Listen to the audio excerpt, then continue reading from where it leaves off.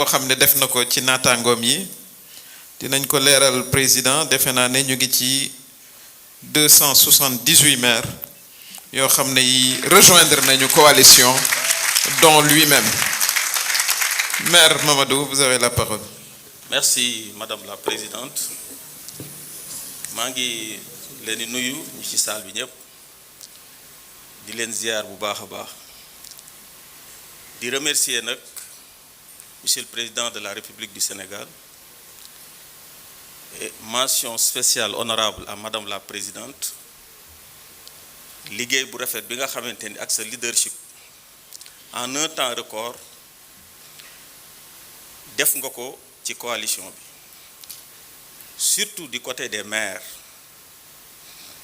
parce que bi ñu nga wootee pratiquement on est à 300 maires mais ñu ngi ko def ci benn 3 semaines les maires ont répondu ak les présidents conseil départemental yi Sénégal donc loolu ñu ngi la ci remercier di remercier aussi les maires et les présidents de conseil départemental ma wax leen ni leen fi ngeen jàpp foofu la remercier Fally ak Lamine Sène remercier aussi le maire de Payar ñun ñoo nekkoon def liggéey bu rafet boobu Madame la Présidente dañu bëgg nga wax président ni ko ñun pare nañu en 2022 maire yi gagné woon ak président conseil départemental suffrage universel la ñu gagné donc maire bu ci nekk am nga mbooloo sa ginnaaw ca 558 communes moo fi nekk tey vous avez 300 maires vous n'avez pas 284 vous avez 300 maires et même plus maire yaa ngi ci biti ñu bëri mënuñu dugg looloo taxoon ma yàgg ci biti am na yeneen maire yoo xamante ni dañ ñi ñoom ñëwuñu mais ñu ngi ci biir donc tey présidente boo jógee 350 maires lu bon bon Sénégal dinañ ànd ak yow kon loolu président daf ko war a xam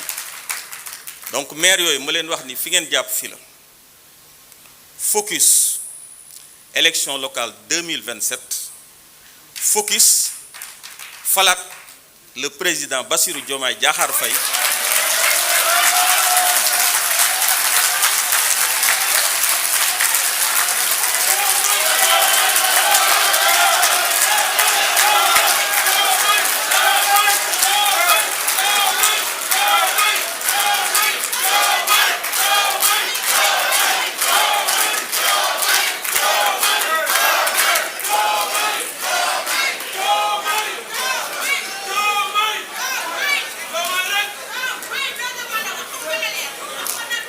falaat le président Bassirou Diomaye Diakhar Faye en 2029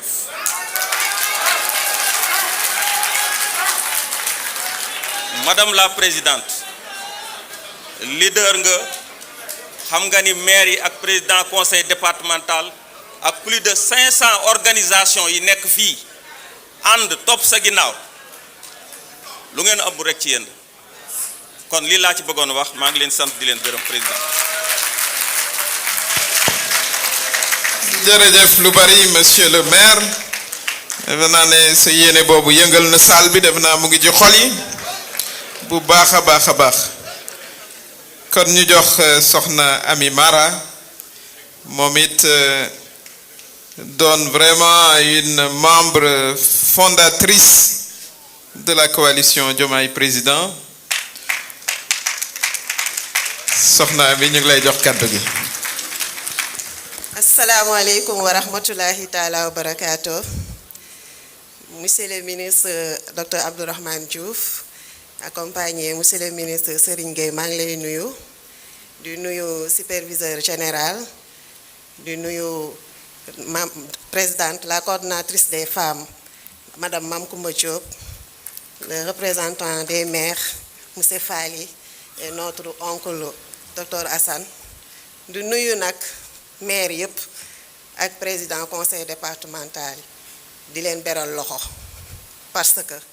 da ngeen a def loo xamante ne lu rëy la ci Sénégal ndax ku nekk xam na ne 2022 maire yi gagné yëpp ay groupement de cadre la ay responsable de mouvement engagé seen département yi seen communes yi gagné kenn yóbbuwu leen kon tey su ngeen demee xool ne président bi nga xam ne mooy le président de la république bi nga xam ne dafa woote jàmm woote cohésion sociale woote respect des institutions ngeen ne yéen da ngeen di ñëw accompagner vision 2050 kon yéen jërë ngeen jëf di nuyu nag leader de la coalition Diomaye président ndax wax dëgg yàlla am nañ mérite ndax keroog bi nga xamante ne le président de la république jël na note ne dafa désigner sunu brave dame bii nga nekk xam ne jigéen ju mën góor macha allah ki nga xam ne moo taxaw au niveau national taxaw au niveau international ne 3e mandat du fi am dañuy def élection gars yi di nduxum naan nañu waxtaan sunu biir ñu pousse élection yi ndax ñu bokk mu ne déedéet jaaraama docteur Aminata Touré ndax bu dul woon moom tey fii duñ fi toog ñi ngi naan élection yi puusoon nañ ko ba 2000 tel wala 2000 nangam jërëjëf ndax ñu nanguwul xam nañ li tax mënuñu nangu te duñ mës a nangu ndax dëgg rek la yàlla bëgg jërë ngeen jëf yéen ñi ngeen xam ne da ngeen ci ànd ñëw pour ñu liggéey Sénégal ñi liggéeyal son excellence le président de la république di remercier di féliciter docteur Tine di ko xamal ne liggéey bi mu liggéey kenn raxuñu lu dul cadre coalition bi ay nitu coalition bi ñoo liggéey charte bi pour ànd ak le président de la république liggéey Sénégal pour Sénégal développer dem fi nga xamante ne moom la xalaat yóbbu ko fa 2030 kon loolu ñu ngi ciy woo ñëpp di kontaan nag di sant di gërëm sunu DG yi toog fii ñëw accompagner le président parce que tey am na ku ko wax benn journaliste nee na am na ñoo xam ne duñ fi toog parce que ñemewuñ mais yéen da ngeen a ñeme ñëw toog jàkkaarloo jërë ngeen jëf ndax combat nag balaa neex fañ ko soxlaa fa ngay ñëw taxaw wane sa bopp ne maa ngi nii ñun nag ñi ngi nii fàng kenn du ko jeex Diomaye tey Diomaye suba ginnaaw jumaa suba madame la superviseure générale neel président de la république ñun jigéen ñi pare nañ ñun ndaw ñi pare nañ ànd ak moom lu mu bëgg ci Sénégal incha allah dinañ ko liggéey parce que développement rek moo ñu ñor jërë ngeen jëf. jërëjëf soxna Ami Mara cadre au ministère des finances très engagé yor aussi doonoon suñu financière ca ba muy metti kon ñu jox kàddu gi Babacar Sélé Diagne s'il est dans la salle parce qu'on a aussi des jeunes qui sont très actifs ñu gàttal nag ni ko soxna si defee bu ko defee ñu mën a jàll ci règlement intérieur bi bàyyi xel ne président dans 30 minutes ci lay yegsi.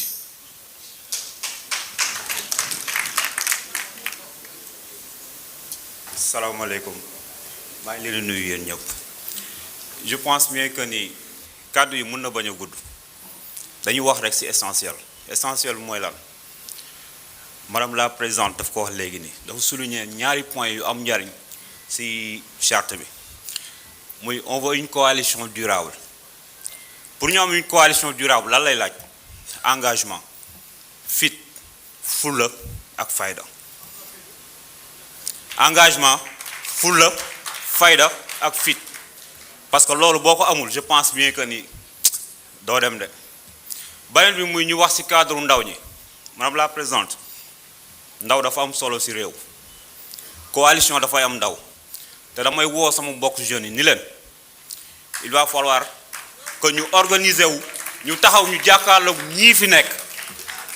parce que jàkkaarloo bi dafa am lu muy laaj de déglu leen mu bu baax jàkkaarloo bi dafa am lu muy laaj muy lan dugg ci ruqurkaat yi taxaw gis ngeen ni soldats yi taxawee woon keroog doon bouclier président ñun jeunes yi noonu la ñu war a def devant le président doon bouclier am saaga yi dafay dàq xastaate bi dafay dàq xuloo bi dafay dàq xeex bi dafay dàq nous voulons une jeunesse engagée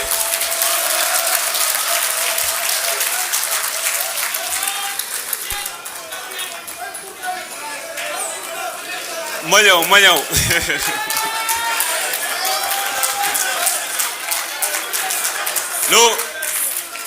nous voulons une jeunesse engagée mais nous ne voulons pas une jeunesse malsaine déedéet nous voulons une jeunesse saine une jeunesse engagée et une jeunesse réfléchie parce que suñu waajur yi yaruñu ci saaga yaruñu ci dàggasante dañu yar ci fulla fayda jom ak ngor ak liggéey ak patriotisme et je parle voilà d'un patriote au vrai sens du terme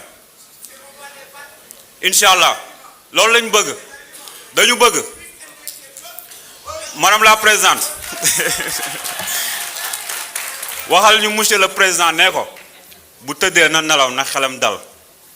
ndax ñun moom la ñuy déglu bu nu ñëwee weex na ñu ne ko tàll bu ne ni ñuul na ñu ne ko kukk bu ne xonk na wasalaam. jërëjëf Babacar kon ñu jox kàddu gi Ali Ka qui nous vient de France ñu gàttal rek comme ça ñu mën a continuer. Aouzu billahi minash shaitanir rajim. Mbokki Sénégal, Madame la Présidente, j'aimerais à l'entame de mes propos vous rendre un vibrant hommage. Je pense que parler de sa détermination, de ce qu'elle représente dans l'histoire politique du Sénégal, ne serait que répétition. Nous avons beaucoup à dire, mais on va essayer d'être court, compte tenu du contexte. À travers vous, les membres du gouvernement ici présents, l'ensemble de la coalition Diomaye, responsables des femmes, les jeunes, le comité d'organisation, je ne vais pas les citer, votre cabinet, très proche, et tous les autres, mais également les élus locaux qui sont là. Moi, je vais juste faire un petit témoignage. Excusez-moi du terme, il y a une chose qui ne dit pas son nom dans les 54%. On n'est pas là pour polémiquer. Mais la vérité, en 2024, il y a des gens qui ont voté le président de la République, Diomaye Faye. C'est ça la vérité. Dans l'incertitude, il faut se baser sur des certitudes pour pouvoir avancer. La certitude est qu'une réalité de la vie, tout simplement, n'est pas président qui veut. C'est ça la vérité. Alors, je ne me suis pas présenté. Moi, je suis un enfant de Daoudso et de Djouboka, né au Djolof. J'en profite pour rendre un hommage aux membres de la coalition ici présents du département de Linguère, mais également aux maires. C'est ça la vérité. Motax, niñ ko défé won 2024 présidentiel. Ma ñëw Jolof au moment où Ken Yaakaar ko won, le département de Linguère faisait partie des départements tagués rouges pour le parti qui était dans le combat pour briguer la présidente de la République. Mais nous l'avons gagné avec l'aide de 9 maires, le président du conseil départemental et des présidents de mouvement. Et au lendemain de cette victoire, naturellement, il y a eu ce débat-là qui s'est créé, dont nous tous nous sommes victimes. Donc il suffit de dire qu'on est sensible à la posture du président Diomaye Faye et on devient la cible d'attaques injustifiées. Pour moi, nous sommes dans un contexte géopolitique que vous connaissez tous. Le Sénégal ceinturé par une ceinture de feu de régime militaire. On a besoin de stabilité dans ce pays-là. À travers cette coalition-là, à travers le président Bassirou Diomaye Faye, c'est ça le chemin pour sauver le Sénégal et sauver la sous-région. C'est ça la vérité. Donc, je donc, président Diomaye, nous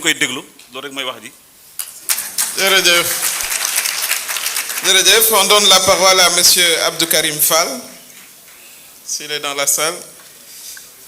Nous on doit aussi discuter sur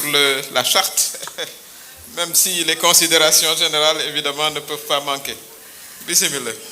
Assalamu alaikum mbolo mi.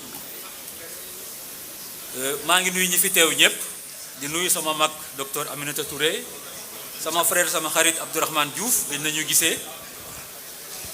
Di wax rek ne man sama intervention maa ngi koy def ci processus bi ñuy def ba agsi fii mësuma gis processus bu démocratique nii. Même dans les partis politiques ça ne se passe pas comme ça. C'est pourquoi j'ai quand même vu quelques contraintes.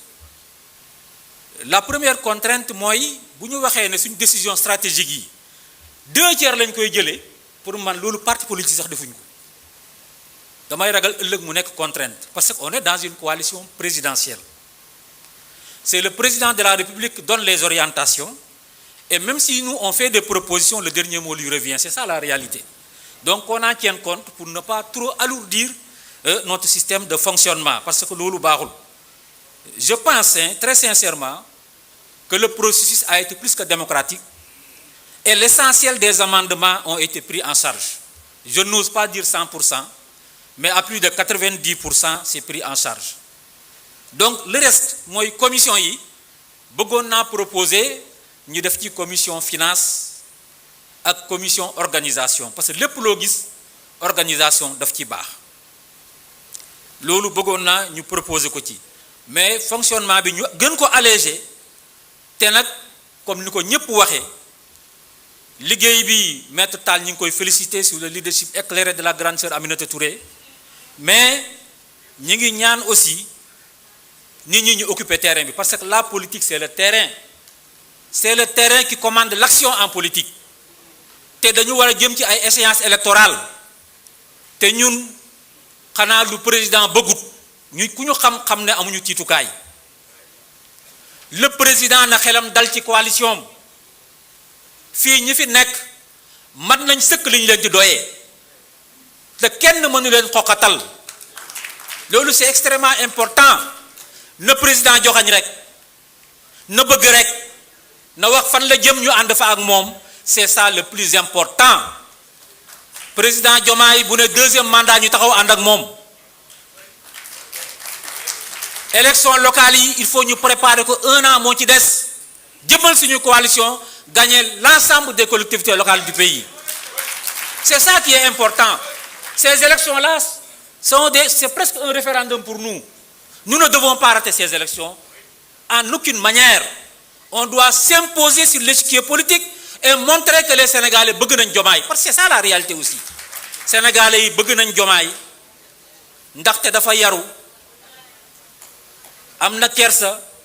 respecté na tarixu Sénégal kilifa diine ak kilifa aada yi